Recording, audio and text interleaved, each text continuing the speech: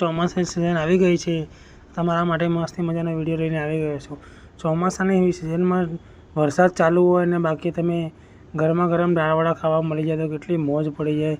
એવા દાળવડા તમારા માટે લઈને આવી ગયો છું, જે હું લાસ્ટમાં તમને એડ્રેસ સમજાવી દઈશ.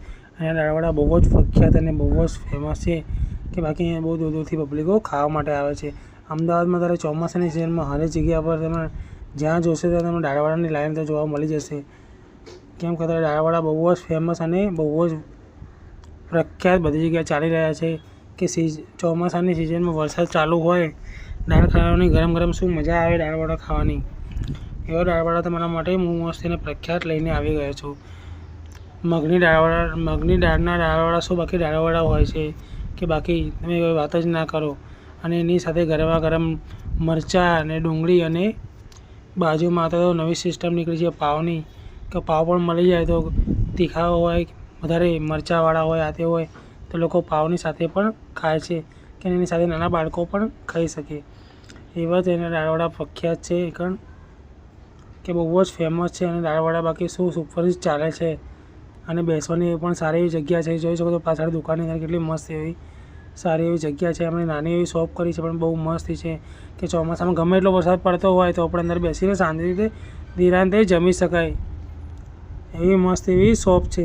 અને દાળવડાની તો શું બાકી વાત જ ના કરો કે એક નંબરના પ્રખ્યાત દાળવડા છે અને સ્વાદિષ્ટ બનાવે છે. વરસાદની સિઝનમાં તો અહીંયા આગળ કાયદેસર લાઈને જોવા મળે છે. આમની પહેલાં એક મેમકો શોપ હતી અને બીજી બે શોપ અહીંયા આગળ ખોલી દીધી છે. મેમકો હવે એમની જૂનામાં જૂની શોપ હતી. લાસ્ટ 10 થી 15 વર્ષથી ધંધો કરે છે અને બીજી શોપ અહીંયા આગળ ખોલી નાખી છે. અહીંયા આગળ બહુ જ ફેમસ અને બહુ જ સ્વાદિષ્ટ અને પ્રખ્યાત છે કે આજે મેં બપોરના ટાઈમે એની મુલાકાત લીધી હતી. દાળવડા ખાધા હતા, બાકી શું દાળવડા હતા. અને સાથે તમારે પાવ ખાવું હોય તો પણ આપે છે, બાકી પણ આપણે તો પાવની સ્ટાઇલ તો આપણને ના ફાવે. આપણે તો ખાલી ગરમા ગરમ દાળવડા મળી જાય, મરચાં મળી જાય અને ડુંગળી મળી જાય એટલે મોજ પડી જાય બાપુ. આમ બહુ જ ટેસ્ટી અને સ્વાદિષ્ટ દાળવડા છે. તો ફટાફટ આ લોકેશન પર પહોંચી જાઓ ને દાળવડાની મોજ માણો.